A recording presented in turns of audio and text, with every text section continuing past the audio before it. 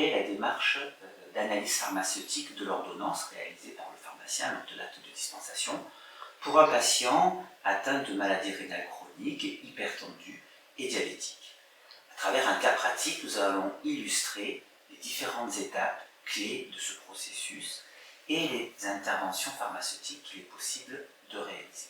Imaginons un patient, M. Dupont, 65 ans, avec une maladie rénale chronique de stade 3B, c'est-à-dire que son TFG estimé est à 40 ml par minute rapporté à la surface corporelle. Il a également une hypertension artérielle et un diabète de type 2. Il arrive à la pharmacie avec une ordonnance qui contient du lisinopril, 20 mg, un comprimé par jour, de la metformine, 1000 mg, un comprimé 2 fois par jour, de l'amlodipine, 10 mg, un comprimé par jour, de l'ibuprofène, 400 mg, 6 douleurs, jusqu'à 3 fois par jour, et de la torvastatine, 40 mg, un comprimé le soir. L'objectif, pour le pharmacien, ça va être d'analyser cette prescription et de proposer des interventions pharmaceutiques au prescripteur si nécessaire. Alors, la première étape de ce processus d'analyse pharmaceutique de l'ordonnance, c'est la collecte de données. La Société française de pharmacie clinique recommande une collecte rigoureuse des données.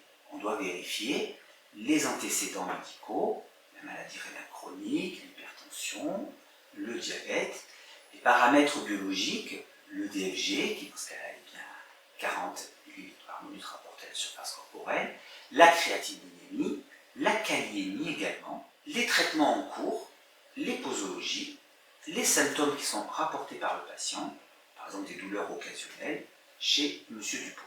La deuxième étape, c'est l'analyse réglementaire et pharmacologique de l'ordonnance. Pensons donc à l'analyse. Le lisinopril, 20 mg, c'est un inhibiteur de l'enzyme de conversion qui est adapté à l'hypertension artérielle et la maladie rénale chronique, mais attention à la fonction rénale et à la kaliémie, la posologie est correcte. La metformine, 1000 mg x 2, est contre-indiquée si le TFG est inférieur à 45 ml par minute, selon bien sûr les recommandations du RCP. Il y a un risque d'acidose lactique. Là, on vient donc de détecter un problème, puisque le DFG de M. Dupont est à 40 ml par minute. L'amlodipine, 10 mg, est un antihypertenseur sûr et il n'y a pas d'ajustement nécessaire pour ce patient. L'ibuprofène, 400 mg, c'est un AINS qui est à éviter dans la maladie rénale chronique. Il y a donc un risque d'aggravation rénale pour le patient et un risque d'hyperkaliémie. Il y a donc un problème détecté sur cette prescription. La torvastatine, 40 mg, c'est une statine qui est adaptée et il n'y a pas d'ajustement nécessaire requis ici. Dans cette analyse de l'ordonnance, nous avons détecté deux problèmes, la metformine, qui n'est pas adaptée à la fonction rénale du patient, et la prescription d'un anti-inflammatoire non stéroïdien. Nous allons maintenant passer à la troisième étape, qui est l'identification des problèmes qu'on vient de voir, et surtout leur priorisation. Selon le modèle de la Société française de pharmacie clinique, on va classer les problèmes.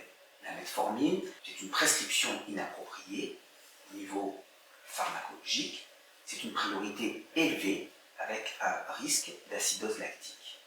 L'ibuprofène, c'est un usage non conforme aux recommandations, contre-indication des AINS avec une maladie rénale chronique. La priorité est aussi très élevée puisqu'il y a un risque rénal important. L'étape suivante, c'est la proposition donc d'interventions pharmaceutiques.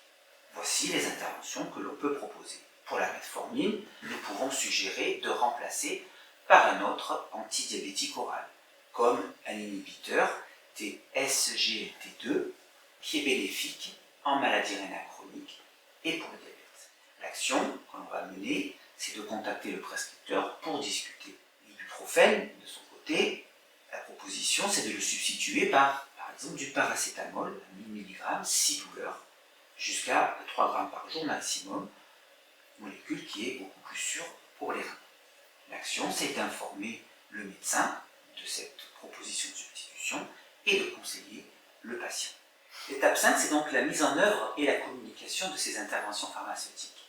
Il est donc indispensable de contacter le prescripteur, par exemple au téléphone, en l'informant que la metformine est contre-indiquée vu le débit de filtration glomérulaire du patient à 40 et que le pharmacien propose un inhibiteur des SGLT2 et pour l'ibuprofène, un switch vers le paracétamol qui est beaucoup plus sûr. Après échange avec le prescripteur, et en fonction de ce qu'il en pense, le médecin va pouvoir valider les changements. Ensuite, le pharmacien va pouvoir ajuster l'ordonnance et il va devoir noter sur l'ordonnance les modifications qu'il a prévues en accord avec le prescripteur. Pour la metformine, on switch pour, par exemple, de l'organogliflozine à 10 mg par jour, et pour l'ibuprofène, on switch sur du paracétamol 1000 mg en si besoin. La dernière étape, c'est l'étape de suivi, de traçabilité des interventions pharmaceutiques réalisées par le pharmacien. Ces interventions pharmaceutiques doivent être notées dans le dossier du patient, par exemple via le logiciel d'aide à la dispensation ou le LGO officinal. Elles peuvent être transmises à l'Observatoire des interventions pharmaceutiques, ACTIP, qui est piloté par la Société française de pharmacie clinique. Un suivi est prévu, contrôler l'académie dans un mois, notamment avec le lisinopril et la glyphosine. Cela va garantir une traçabilité de cette intervention et une évaluation continue du patient.